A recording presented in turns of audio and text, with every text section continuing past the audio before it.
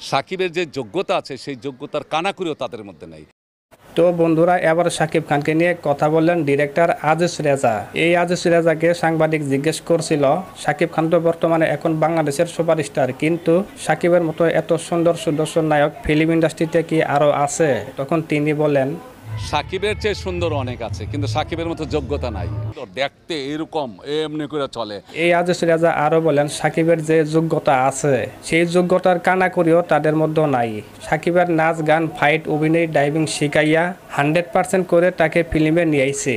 শিখায়ে 100% করে তাকে ফিল্মে নিয়ে আসছি। তো বন্ধুরা, সুপারস্টার শাকিব খান কিরকম অভিনয় করে, কিরকম ফাইট করে, আপনারা হয়তো তার সিনেমাগুলি দেখে বুঝতে পারছেন। আর এখনকার হিরোগুলি যে এত সুন্দর, দেখতে এরকম এমনি করে চলে। তিনি বলেন এইসব হিরোরা নাচ তো দূরের কথা, ফাইটও জানে না। এক ঘুষি দিলে 3 ঘুষি নিয়ে দৌড়ে পালায়, তো সে সুপারস্টার হবে কিভাবে?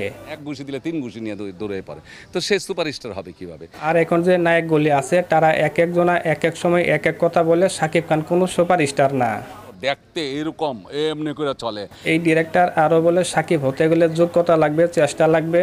আর শাকিব 24 ঘন্টা ফিল্ম নিয়ে ভাবতো। সাকিব দিনে রাইতে 24 ঘন্টা ফিল্ম নিয়ে পাবে।